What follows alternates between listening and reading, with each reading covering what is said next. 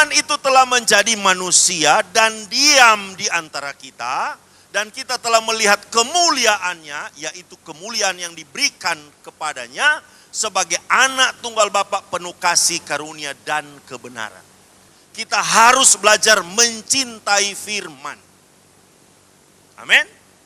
Kita harus mencintai firman. Mencintai firman itu apa, saudara?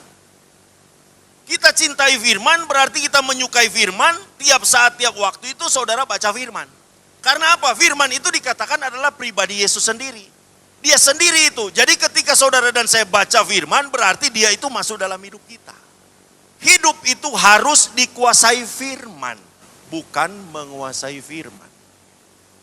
Dia bukan dikuasai oleh firman, tapi dia menguasai firman itu, saudara. Sehingga firman itu dipakai untuk menyerang orang lain. Ini beda. Kalau saudara hidup dikuasai, beda saudara. Dikuasai firman.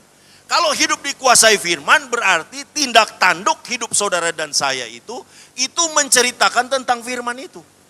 Karena telah ternyata bahwa kamu adalah surat Kristus yang ditulis oleh pelayanan kami, ditulis bukan dengan tinta, tetapi dengan roh dari Allah yang hidup, bukan pada loh-loh batu, melainkan pada loh-loh daging, yaitu di dalam hati manusia.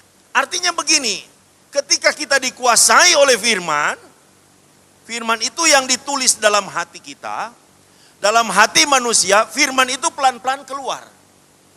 Yang dulunya kita suka ngamuk, yang dulunya kita suka marah, yang dulunya suka kita emosi saudara, karena firman itu ada, kita pelan-pelan menjadi sabar.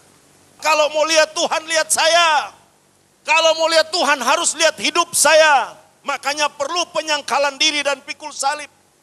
Ketika firman menyatu dalam setiap daging saudara dan saya, daging saudara harus dimatikan. Tapi kalau orang yang hidupnya, dia menguasai firman itu, daging yang kuasai firman itu untuk dipakai bagi kepentingan.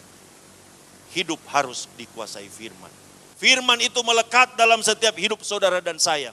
Dan firman itu yang memberikan kekuatan.